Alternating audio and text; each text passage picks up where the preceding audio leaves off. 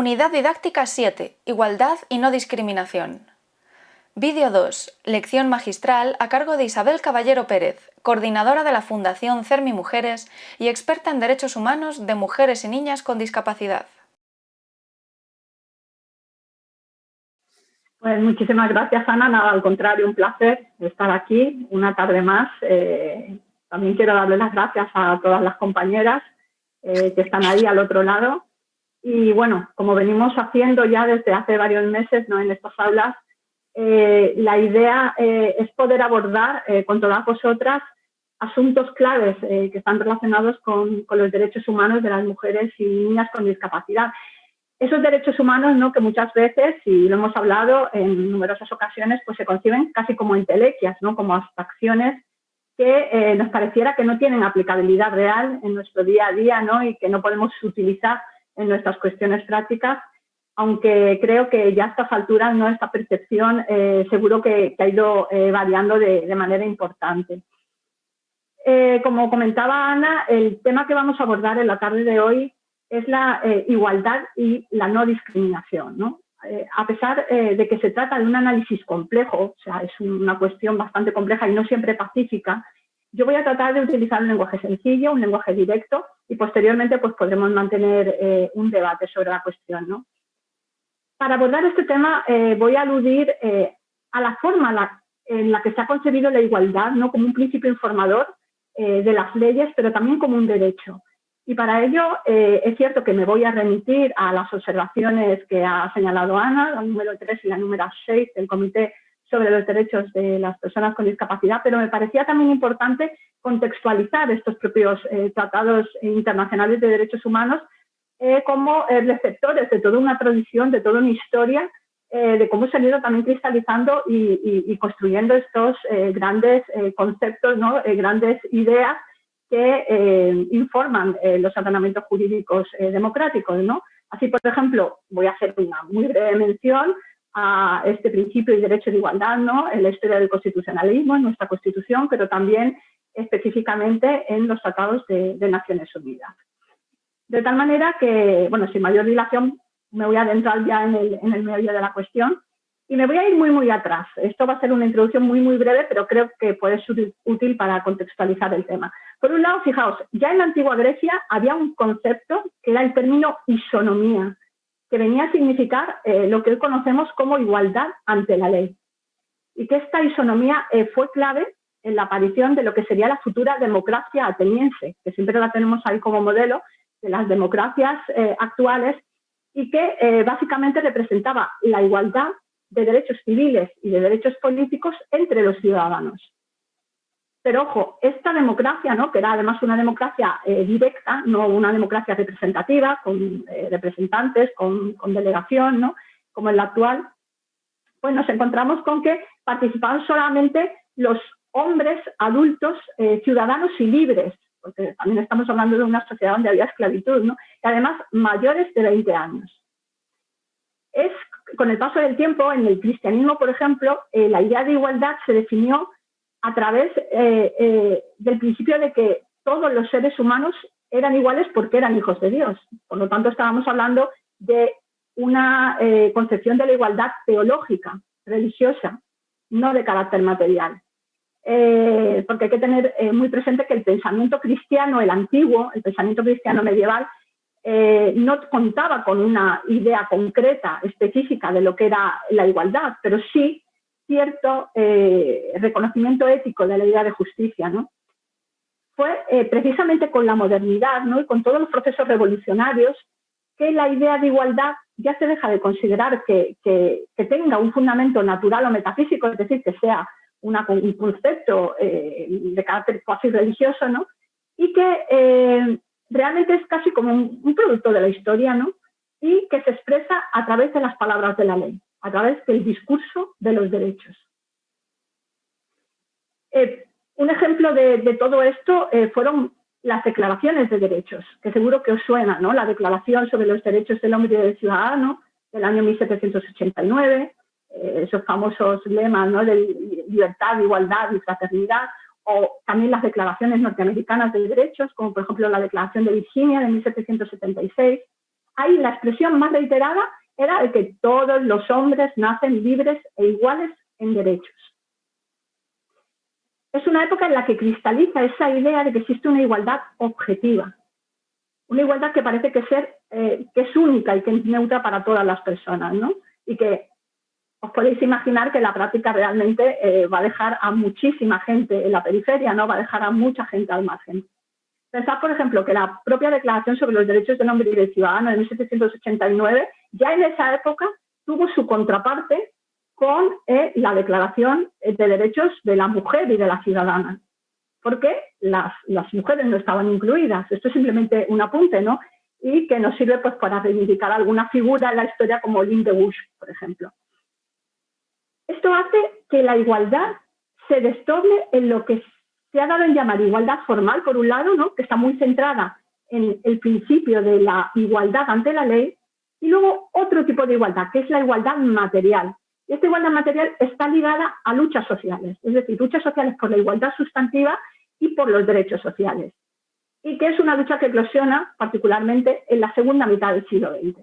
Por lo tanto, partimos de lo que serán unos principios de carácter abstracto, pero que es necesario aterrizarlos, y es necesario aterrizarlos a través del reconocimiento de derechos.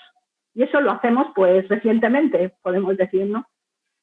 En nuestro país, es la Constitución del año 1931, la Constitución republicana, la que introdujo por primera vez en su articulado el reconocimiento de la igualdad ante la ley, además de una manera muy cortita y clara. Nos decía, todos los españoles son iguales ante la ley. Pero había una contraparte en la propia Constitución, y era el artículo 25, que recogía la prohibición de discriminación por determinadas circunstancias. Así, literalmente este artículo nos decía que no podrán ser fundamento de privilegio jurídico ni la naturaleza, la filiación, el sexo, la clase social, la riqueza, las ideas políticas ni las creencias religiosas. De tal manera que ya aquí vemos cómo se identificaban diversos factores en torno a los cuales se generaba discriminación, y que esa igualdad en abstracto, ¿no? que veíamos al principio, pues en la realidad un principio era más una declaración que otra cosa, que informaba, por supuesto, el ordenamiento jurídico. ¿Qué dice la Constitución española en la actualidad? O sea, sabéis que tenemos una Constitución de la década del 70, del año 1978, pues tenemos ya un primer artículo en el que nos dice que la igualdad es un valor superior del ordenamiento jurídico, junto con otros, como por ejemplo pueden ser la libertad, la justicia y el pluralismo político. De tal manera que ese valor de la igualdad se proyecta en todo el sistema desde el punto de vista subjetivo como una garantía general de un trato igual y de un trato no discriminatorio. De tal manera que lo tenemos como valor y como una garantía. Luego tenemos también otro artículo ya más específico, que es el artículo 14. Y este artículo nos dice que todos los españoles son iguales ante la ley sin que pueda prevalecer discriminación alguna por razón de nacimiento, de raza, de sexo, de religión, de opinión o cualquier otra condición o circunstancia personal o social. Vemos que no se habla de discapacidad ni en la Constitución del 31 ni en la del 78 y que la inspiración de estos textos constitucionales, de la Constitución del 78, pues los encontramos directamente pues, en la Ley Fundamental de Bonn, que es la Constitución alemana, o por ejemplo la Constitución italiana del 47. La Constitución ya nos da algunas pistas de cómo podemos alcanzar esa igualdad, ¿no? Y concretamente hay un artículo que es el 9.2 que obliga a los poderes públicos a favorecer la igualdad desde un punto de vista real y efectivo. Es decir, estamos hablando de igualdad material.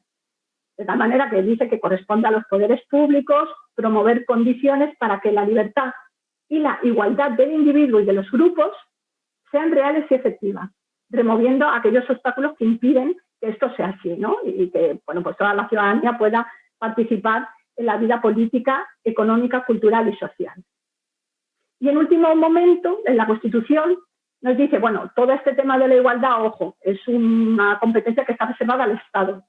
Es decir, es el Estado el que puede hacer una regulación general de la igualdad en nuestro país, ¿no? Es una competencia específica del Estado. Hemos podido comprobar hasta ahora, ¿no?, que en nuestro ordenamiento jurídico la igualdad aparece como valor, como un principio, pero también como un derecho fundamental. Y esto vamos a ver que se repite no solamente en los ordenamientos jurídicos nacionales, sino que también Naciones Unidas va a tener un acercamiento a la cuestión pues en paralelo, ¿no? Por eso me gustaba un poco iniciar esta introducción que creo que contextualiza un poco cómo vamos conformando los derechos y cómo se van elaborando los tratados internacionales de derechos humanos también. El hecho de que la igualdad no pueda concebirse en abstracto, sino únicamente respecto a relaciones jurídicas concretas, ¿no?, hace imposible que pueda ser objeto de una regulación o de un desarrollo legal con carácter general. ¿Qué quiere decir esto? Pues que no tenemos una única ley para abordar la igualdad, ¿no? Pero sí que tenemos leyes concretas, leyes sectoriales que abordan diferentes aspectos. Así, y me sigo refiriendo a nuestro ordenamiento jurídico, pero es una reflexión que puede extrapolarse a cualquier otro país, y es que tenemos una ley orgánica para la igualdad efectiva de mujeres y hombres del 2007, que es más conocida como la Ley de Igualdad. Tenemos también leyes orgánicas, una ley orgánica, por ejemplo, de medidas de protección integral contra la violencia de género, y también para aludir a alguna otra norma, ¿no?, que nos interesa de manera especial por el ámbito en el que nos movemos, pues la Ley General de Derechos de las Personas con Discapacidad y de su Inclusión Social. Las cito aquí porque todas estas normas que regulan la igualdad material, de alguna manera, de una forma sectorial, pero como veis no forman un único corpus legal. Pero todas están relacionadas, por supuesto, con la igualdad, ¿no? ¿Qué pasa con esta igualdad si nos trasladamos a los grandes tratados internacionales de derechos humanos, ¿no? Pues bueno, pues que la igualdad y la no discriminación aparecen también, como señalaba, con esa doble dimensión de principio y de derecho. Y como reconoce la propia observación general número 6, son la piedra angular de todos los derechos humanos, ¿no? Y así viene reconocido de manera textual por esta observación y en otras declaraciones. La observación, por ejemplo, hace alusión a la Declaración Universal de Derechos Humanos del 48, donde se proclama que todas las personas son iguales en dignidad y en derechos y condenan la discriminación por una serie de motivos, ¿no? Por ejemplo, en el artículo 2 se habla de la raza, el color, el sexo, el idioma, la religión, la opinión política. Es decir, ahí nuevamente la discapacidad tampoco aparece, ¿no? Hay que tener en cuenta que la Convención sobre los Derechos de las Personas con Discapacidad también surge como un instrumento jurídico internacional, el último, ¿no?, gran instrumento jurídico internacional ya en el siglo XXI. En la misma línea nos encontramos con los pactos internacionales de derechos. Sabéis que hay dos grandes pactos internacionales de derechos, uno de derechos civiles y políticos y otro de derechos económicos, sociales y culturales, del año 1966. Pues también tienen este acercamiento genérico en torno a la igualdad, ¿no? Pero, a su vez, encontramos otros tratados de derechos humanos que sí hacen referencia a la igualdad y a la no discriminación, pero ya aludiendo a aspectos específicos, aspectos concretos relevantes de esas relaciones jurídicas, ¿no? Tal y como hacen las leyes estatales, como hemos visto en España, con las leyes de discapacidad, con las leyes de igualdad de género o contra la violencia. Ejemplo de esto último sería la Convención Internacional sobre la Eliminación de todas las formas de discriminación racial, del año 1965, la Convención sobre la Eliminación de todas las formas de discriminación contra la mujer, del 79, o, por supuesto, la Convención sobre los Derechos de las Personas con Discapacidad, del 2006, ¿no? Si os fijáis, las convenciones citadas en esta última parte proyectan el principio de igualdad sobre algún campo concreto, algún campo material específico, o bien sobre alguna causa de discriminación. Y es precisamente esta última convención, la CRPD, la Convención sobre los Derechos de las Personas con Discapacidad, la que se nutre de la experiencia de las demás convenciones y también de los principios de igualdad y de no discriminación que ya venían contenidas, ¿no?, en otros textos internacionales, y que creo que cristaliza de una manera perfecta, ¿no?, la evolución de la tradición y del enfoque que ha mantenido Naciones Unidas. De tal manera que, bueno, con un enfoque más doméstico, pero como os decía, que es seguro extrapolable a muchos otros países, en el caso de que haya algún asistente, por ejemplo, en este aula que no sea de nuestro país, que no sea de España, hay que tener en cuenta que la normativa estatal e internacional sobre el artículo 14 de nuestra Constitución es numerosa, O sea, tenemos muchos referentes internacionales, también de normas estatales, pero casi diría que es más numerosa la jurisprudencia constitucional que tenemos en nuestro país sobre el artículo 14. Es probablemente uno de los artículos que más se ha utilizado en la jurisprudencia del Constitucional junto al de la tutela judicial efectiva, que es el artículo 24. Bueno, hablemos ya más concretamente de cómo se contempla la igualdad y la no discriminación en la Convención sobre los Derechos de las Personas con Discapacidad. Siguiendo ya este modelo explicado, ¿no? Tenemos que la igualdad aparece tanto recogida como principio. Por ejemplo, en el artículo 3 aparecen los principios de la Convención, ahí está incluido, y también en el artículo 5 como derechos. Y también aparecen como instrumentos interpretativos de todos los demás principios y derechos que están consagrados en la Convención. El artículo 3, sobre los principios generales, dicen que hay que tomar en consideración la igualdad, la no discriminación, pero la igualdad aquí aparece recogida como igualdad de oportunidades.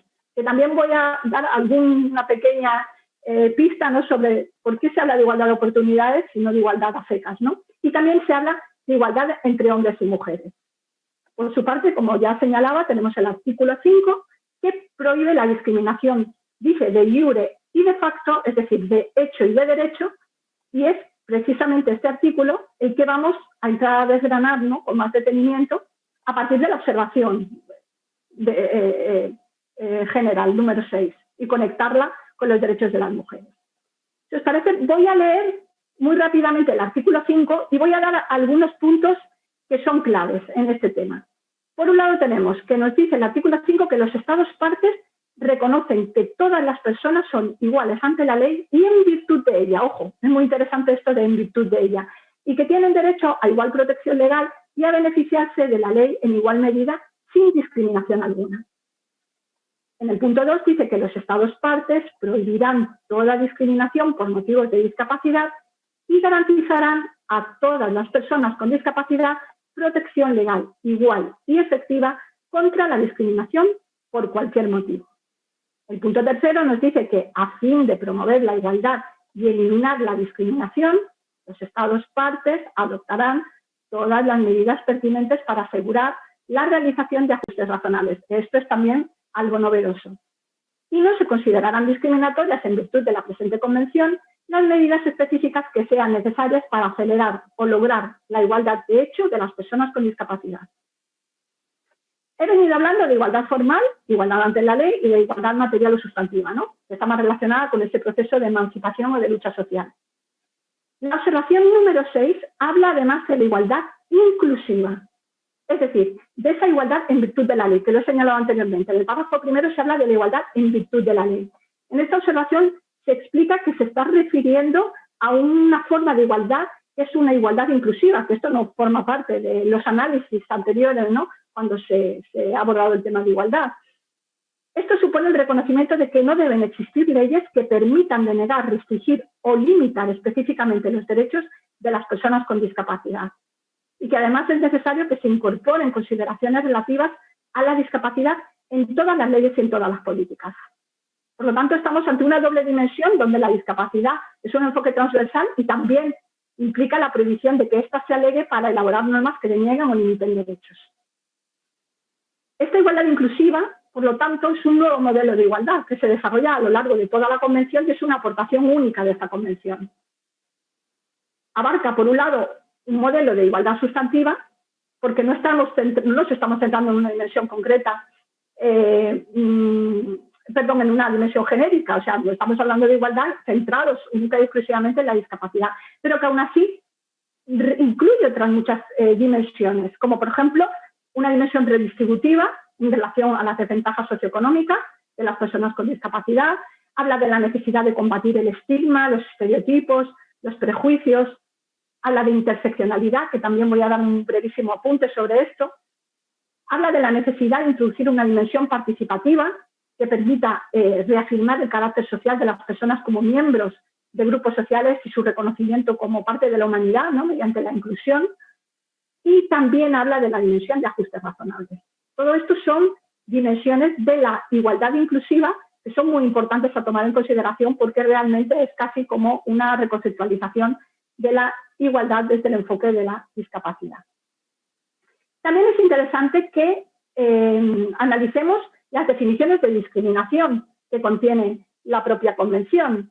Esto está, la discriminación por razón de discapacidad viene definida en el artículo 2, os la voy a leer muy brevemente, en que dice que se entenderá cualquier distinción, exclusión o restricción por motivos de discapacidad que tenga el propósito o el efecto de obstaculizar o dejar sin efecto el reconocimiento, goce o ejercicio en igualdad de condiciones de todos los derechos humanos y libertades fundamentales en los ámbitos político, económico, social, cultural, civil o de otro tipo. Incluye todas las formas de discriminación y entre ellas la denegación de ajustes razonables. Aquí es muy interesante todas estas nuevas aportaciones que se hace a la definición de discriminación. Pero tampoco es que sea muy nuevo, o sea, estos elementos que os estoy señalando sí que lo son, pero si podemos comparar esta definición con la que ya nos ofrecía la Convención Internacional sobre la Eliminación de todas las formas de discriminación racial en su artículo 1, o las que nos ofrece la Convención para la Eliminación de todas las formas de discriminación contra la mujer también en su artículo 1, donde sigue una estructura parecida, pero por supuesto no se hace alusión, entre otras cosas, al tema de los ajustes razonables. También es interesante analizar el tema de las discriminaciones con cierto detalle, porque hay que tener en cuenta que en la práctica internacional en materia de derechos humanos se ha distinguido siempre 4 formas principales de discriminación. Bueno, no siempre, hay alguna que es más novedosa, ¿no? Y también es una clasificación que se utiliza, por ejemplo, en el derecho interno, ¿no? Por un lado tenemos lo que se llama una discriminación directa, que es aquella que se produce contra personas, ¿no? con discapacidad que reciben un trato menos favorable que otras personas debido precisamente a su condición personal diferente, y que incluye actos y omisiones y que deben causar un perjuicio y que se basen en algunos de los motivos que están prohibidos de discriminación, ¿no? Os voy a poner un ejemplo. Y así lo señalan las observaciones generales número 6 y número 3. Por ejemplo, una escuela pública que se niega a admitir a un niño o a una niña con discapacidad para no tener que modificar los programas escolares, ¿no? O, por ejemplo, una discriminación directa sería cuando los testimonios de las mujeres con discapacidad intelectual o psicosocial se desestiman en procedimientos judiciales a causa de la capacidad jurídica, ¿no? Y lo que supone pues una denegación a estas mujeres al acceso a la justicia y a recursos eficaces como víctimas, ¿no? de violencia. Eso es lo que sería una discriminación directa. También hay que hablar de la existencia de discriminaciones indirectas, que así nos lo señalan ambas observaciones, ¿no? Significa que las leyes, las políticas o las prácticas son neutras en apariencia, pero en última instancia vienen a perjudicar de una manera desproporcionada a las personas con discapacidad. Por ejemplo, si una escuela no proporciona libros en formato de lectura fácil, pues estaría incurriendo en una discriminación indirecta contra las personas con discapacidad intelectual, ¿vale? Pues ahí tendríamos una discriminación indirecta. O, por ejemplo, en los casos en los que los servicios de salud, que pueden parecer neutrales, y ahí tenemos mucha experiencia detrás, ¿no? Pero que en última instancia también son discriminatorios cuando no incluyen, pues, por ejemplo, camillas accesibles para los exámenes ginecológicos. Pues ahí vemos que hay un sector de mujeres con discapacidad que se ven sistemáticamente excluidas. Eso es una discriminación indirecta. No se les está negando la asistencia a la salud, pero en realidad sí. O, por ejemplo, cuando se hace una entrevista de trabajo en una oficina que está situada en la segunda planta de un edificio que no tiene ascensor y el candidato o candidata va en silla de ruedas. Es una manera de establecer obstáculos que no aparecen recogidos en ningún lugar, pero que inciden o afectan al final en el resultado. La denegación de ajustes razonables, que es lo que os comentaba, que se incluye como un elemento novedoso dentro de esta igualdad, ¿no? que reconoce la Convención. Pues según el artículo 2 de la Convención, constituye una discriminación si se deniegan las modificaciones y las adaptaciones que son necesarias y adecuadas, cuando estas sean requeridas pues, para garantizar el goce y el ejercicio en igualdad de condiciones de los derechos humanos o de las libertades fundamentales. Por ejemplo, podría ser denegar ajustes razonables a una mujer con discapacidad si no puede someterse a una mamografía en un centro de salud debido a la inaccesibilidad física también de los edificios. O, por ejemplo, no admitir un acompañante a una determinada persona que así lo necesite. Entonces, estas dimensiones de ajustes razonables son interesantes porque no aparecen recogidas en estas conceptualizaciones de igualdad en otros tratados internacionales. Y también se habla de discriminación interseccional, que como bien sabéis, porque creo que lo hemos repetido en alguna que otra aula anteriormente, no es una conceptualización que venga de ningún tratado internacional, no tenemos tampoco en España ningún cuerpo legal estatal que hable de discriminación interseccional. Sí que hay alguna experiencia en alguna comunidad autónoma, pero bueno, hablamos de discriminación interseccional cuando distintos ejes de discriminación se producen e inciden sobre un mismo sujeto interconectándose y generando situaciones de exclusión, de discriminación, que son muy difíciles de percibir y también muy difíciles de abordar, y sobre todo desde el prisma del derecho, ¿no? Hay otra muy interesante, que es la discriminación por asociación. La discriminación por asociación sería la discriminación que sufre una persona que no tiene discapacidad ella misma, pero sí que está en contacto con alguna persona con discapacidad. Entonces es como un halo ampliado de la discriminación. De tal manera, por ejemplo, mujeres que desempeñan función de cuidadora. Pues el típico caso de una madre, de una niña o un niño con discapacidad, que a lo mejor puede ser discriminada al acceso a un empleo porque consideren que pues estar con bajas para el cuidado de sus hijos e hijas. Bueno, es decir, que además esto afecta de una manera muy clara a las mujeres, ¿no? Porque el rol de cuidado, ¿no?, en la sociedad en la que vivimos pues sigue desarrollándolo a las mujeres, ¿no? Y teniendo en cuenta pues el modelo de estado de bienestar que tenemos y la inexistencia de los apoyos necesarios, ¿no?, y de la atención que requieren muchas personas con discapacidad, pues acaban siendo las mujeres, las madres, las esposas quienes desarrollan esta tarea de cuidado. Por eso la discriminación por asociación tiene mucho sesgo de género. Vemos que el motivo del amplio alcance del artículo 5 es erradicar y combatir todas las situaciones de discriminación y también las conductas discriminatorias que están vinculadas, ojo, a la discapacidad. Pero bueno, nos podríamos preguntar, ¿y ante todas estas discriminaciones, qué debe hacer un Estado? Pues por un lado, lo que nos dicen las observaciones generales, debe prohibir de manera explícita la discriminación contra las personas con discapacidad en la legislación y también establecer recursos jurídicos y sanciones, pero que sean reales y efectivos, no sanciones meramente declarativas, sino que sean realmente efectivas que se relacionen pues, con todas las formas de discriminación. Otra cosa que puede hacer son establecer medidas positivas, y esto es muy interesante, ¿no?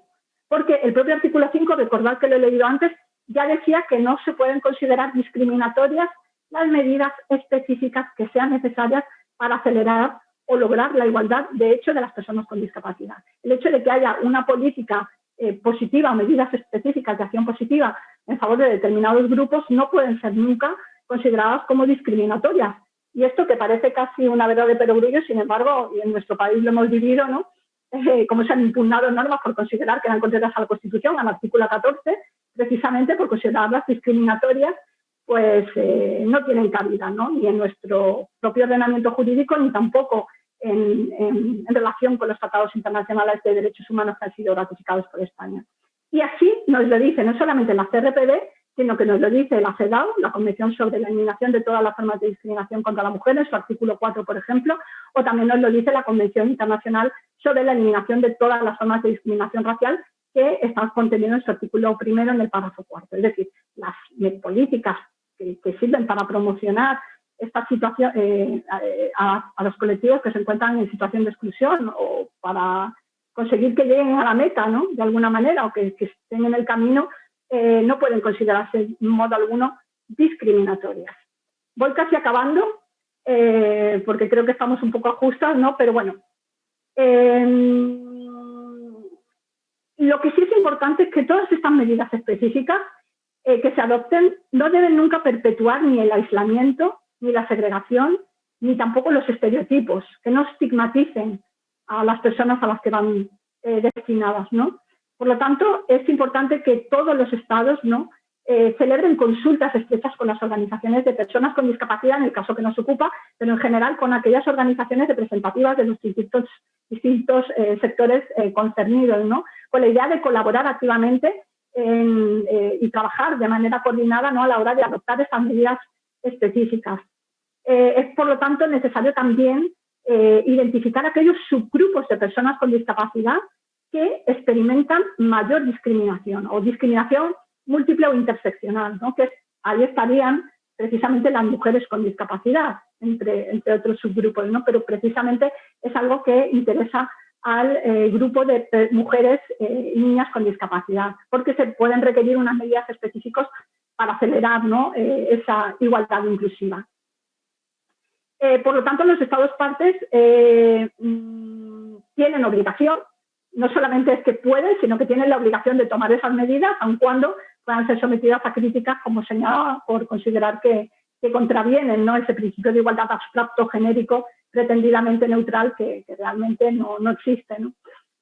Veis también que en numerosas ocasiones en la Convención recalca la importante función, ¿no?, de las organizaciones de personas con discapacidad. Yo aquí quiero hacer especial hincapié, ¿no?, en lo importante que es que se elaboren políticas públicas que tomen en consideración las opiniones de las organizaciones, de las ONGs, de las organizaciones sociales, de la sociedad civil organizada.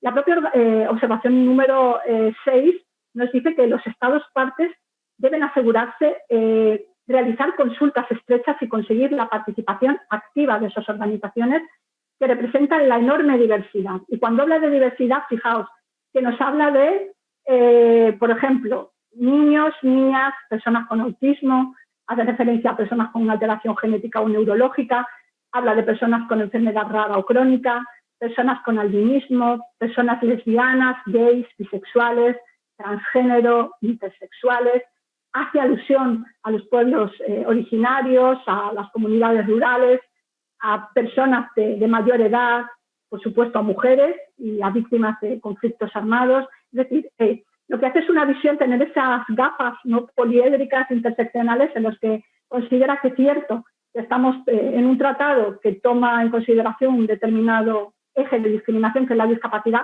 pero que la discapacidad en sí es muy heterogénea, que también hay subgrupos a los que hay que tener en cuenta.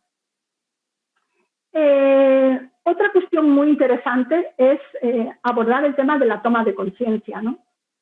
Isabel, 2 minutos, por favor. Y también del propio gobierno, ¿no?, de los poderes públicos. Eso es clave, es necesario poner en marcha campañas de concienciación, donde abordar, por ejemplo, temas de violencia, de prácticas nocivas, de prejuicios, de estereotipos.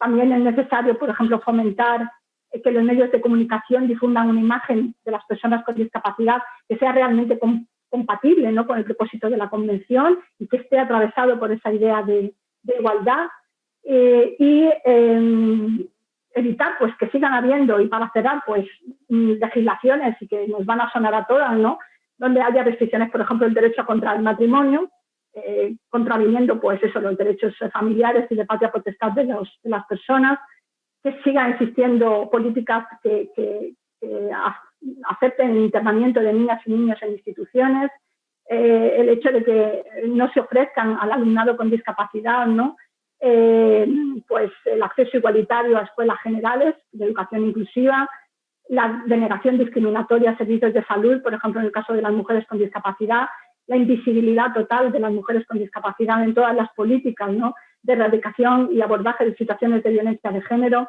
Es decir, hay muchísimos elementos, muchísimas cuestiones que nos dan pie, ¿no?, a hacer un análisis crítico de nuestros ordenamientos jurídicos y que, al menos desde la parte en la que estamos como sociedad civil, establecer también una hoja de ruta, ir de la mano, pues eso, de los poderes públicos, de los gobiernos, para comentar y para señalar cuáles son las principales reivindicaciones de este sector social y, sobre todo, de poner sobre la mesa que esto tiene un aval no solamente dentro del derecho interno, sino que, por supuesto, tenemos un respaldo de los tratados internacionales y, además, no solamente de la CRPD, sino de todo el sistema internacional de protección de los derechos humanos. Lo dejo aquí, Ana. Y muchísimas gracias. Excelente, te agradecemos muchísimo todas estas reflexiones que darían para mucho más y que trataremos también de complementar en próximas aulas de derechos humanos. Abrimos ahora un espacio para intervenciones, comentarios y quiero pasarle la palabra a Carolina, quien ha estado pendiente del chat y de la solicitud de palabra para que nos cuente. ¿Qué hemos tenido, Carolina? Ana, pues la verdad es que no hemos tenido actividad, nadie quiere de momento participar, así que desde aquí pues las animamos a que en este espacio, pues si tienen alguna pregunta o algún comentario, nos lo hagan llegar. Muy bien, yo aprovecho, en tanto que suceda esa circunstancia, aprovecho para preguntarle a Isabel. Isabel, las organizaciones cada vez más potentes de mujeres y niñas con discapacidad y de madres, de cuidadoras con discapacidad, ¿qué papel pueden tener en toda esta conceptualización de defensa de derechos para la igualdad y no discriminación de la población femenina vinculada a la discapacidad, desde tu punto de vista? Bueno, yo creo, Ana, que realmente ese enfoque interseccional, no esa riqueza que desde, no ahora, sino desde hace muchos, muchos años, viene aportando las organizaciones sociales que representan a las mujeres y niñas con discapacidad en nuestro país, y yo creo que también ocurre en otros países, cada vez es tenida más en cuenta, porque si bien al principio, yo creo que lo hemos comentado algunas veces, eran casi organizaciones o mujeres que estaban al margen, que no parecían no encajar en las reivindicaciones generales de las organizaciones de mujeres, en las organizaciones feministas, ¿no? Yo creo que en los últimos años sí que ha habido como un clic, un cambio de paradigma y que está permitiendo que en las reivindicaciones e incluso en el diseño de políticas generales enfocadas a la igualdad de género, ¿no? A la igualdad entre hombres y mujeres, cada vez se tenga más en cuenta esas reivindicaciones que parten de las mujeres con discapacidad. Yo creo que el hecho de que se esté hablando de mujeres con discapacidad que son también víctimas de violencia, por ejemplo, y que se necesite de una política pública que tenga en cuenta a este sector de mujeres, que en España no es nada despreciable, estamos hablando de casi de 2,5 millones de mujeres, ha abierto también el espacio o la reflexión en otras organizaciones feministas y en los propios poderes públicos en la necesidad de esa visión compleja, ¿no? De esa visión poliédrica que señalaba, ¿no? Porque no solamente en estas políticas pretendidamente neutras, ¿no? Que ha sido, yo siempre comento que desde hace 25 años en nuestro sector se habla de personas con discapacidad y el trabajo que ha costado, ¿no? Ponerse en claro que estamos hablando de mujeres y de hombres con discapacidad, y que si vamos a hacer una política pública o vamos a articular reivindicaciones para este colectivo, tenemos que centrarnos en esa realidad. Es una verdad clara, objetiva, pero que nunca se tiene en cuenta, ¿no? A mí me ha ocurrido que se ha señalado que, bueno, es mejor hablar de personas para no establecer, pero en último momento eso lo único que sirve es para invisibilizar precisamente a las mujeres. Pues lo mismo con las políticas, ¿no? Se han establecido políticas pretendidamente igualitarias, pretendidamente neutras, pero que al final solamente sirven para invisibilizar una vez más a las mujeres. Ese es un paso que no podemos dar, un paso atrás que no podemos dar bajo ningún concepto. Yo creo que la reflexión y el análisis que están aportando el feminismo desde la discapacidad es uno de los aportes más novedosos, más pioneros y más enriquecedores que tenemos en la actualidad, realmente.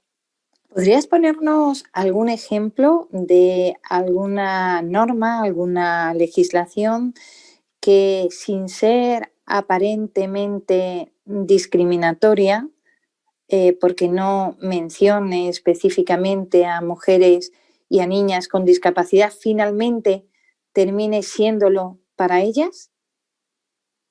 Hay prácticas, sobre todo, porque obviamente estamos en un país donde, bueno, estamos dentro de los países más avanzados, ¿no? En los estándares de cumplimiento de los derechos humanos, siempre con matices, pero, por ejemplo, la práctica se me ocurre así, lo que ocurre con las adopciones en nuestro país.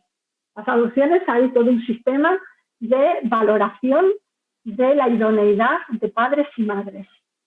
Es un sistema supuestamente igualitario, neutro, donde se aplica de forma exactamente igual para todas las personas que solicitan una adopción, pero lo que percibimos claramente es que hay una clara desigualdad en la aplicación de los criterios para ofrecer ese certificado de idoneidad cuando tienes discapacidad o cuando no tienes discapacidad. Eso es lo primero, esa es la primera criba, que no hay ninguna norma escrita, pero el personal técnico que hace esas certificaciones claramente baraja modelos capacitistas en torno a la paternidad y maternidad. Y luego nos encontramos un segundo nivel, y en el que hombres y mujeres con discapacidad también sufren una desigualdad en la aplicación de los criterios, porque también existe un modelo claramente machista, patriarcal, de lo que significa ser padre y madre. Y ahí hay una segunda doble discriminación, ¿no? Esa discriminación interseccional que va a sufrir una mujer con discapacidad, que va a ser la última en el escalafón, en la escalera de idoneidades, ¿no? Que se va a quedar claramente fuera. Es eso que nos encontramos con muchas personas con discapacidad que no pueden adoptar, pero no solamente eso, sino sobre todo muchas mujeres con discapacidad que se quedan totalmente fuera. Desde tu punto de vista, Isabel, ¿cuáles serían los ámbitos en donde se dan mayor discriminación y desigualdad en las mujeres con discapacidad? ¿Podrías comentárnoslo para también, por parte de las organizaciones y personas que nos están escuchando, poderlas poner alertas ante esas temáticas?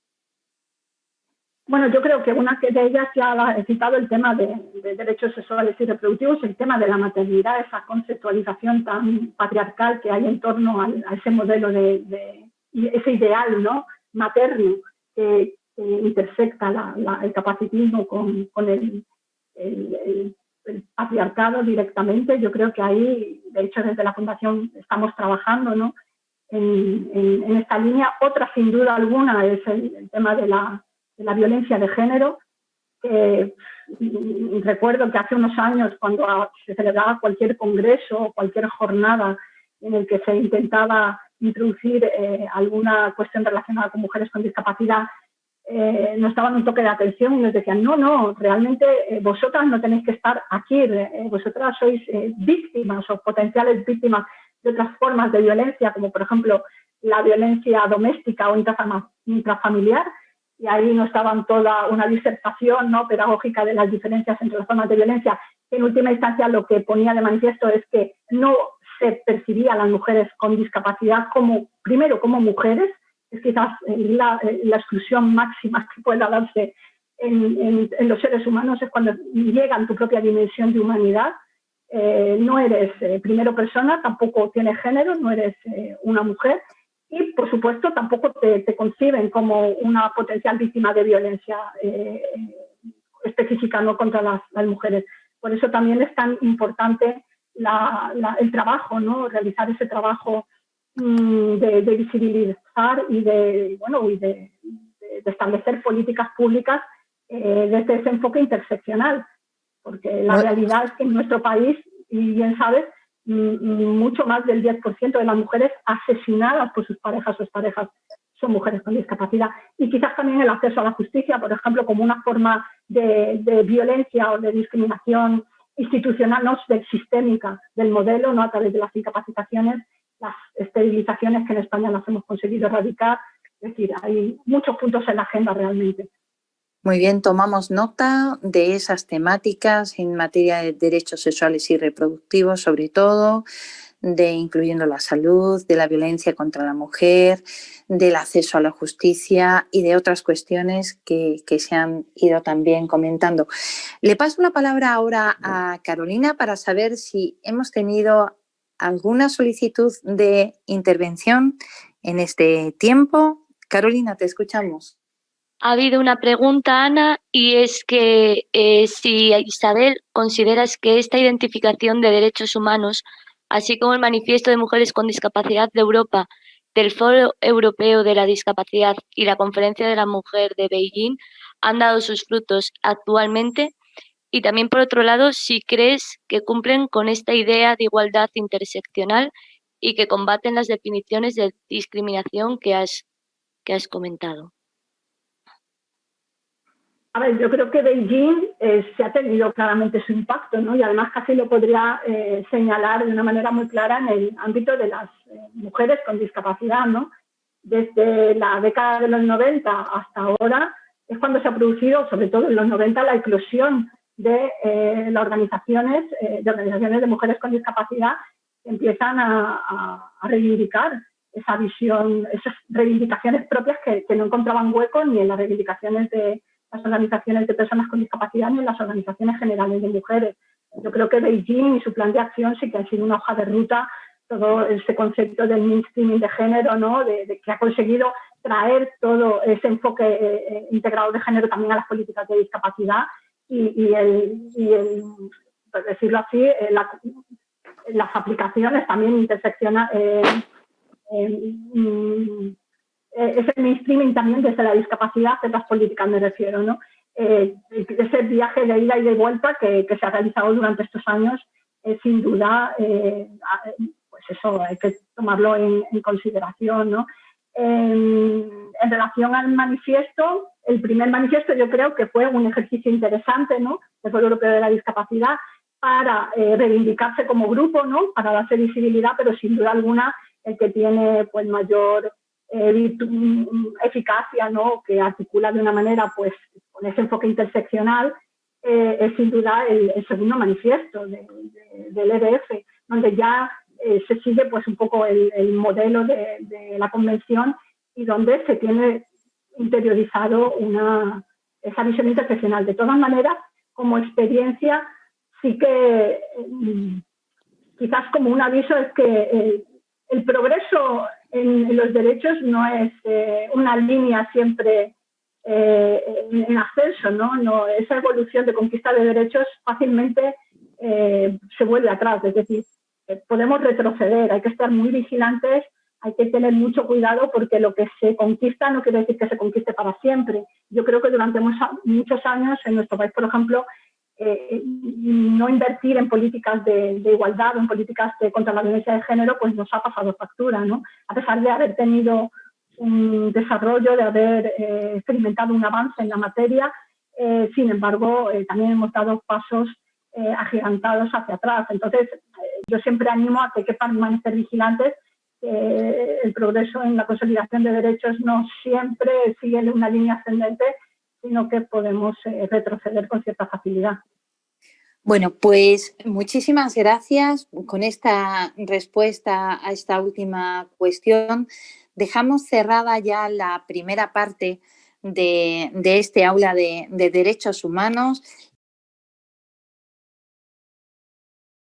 Continúa avanzando en la unidad didáctica. Pincha sobre el siguiente vídeo. Panel de personas expertas.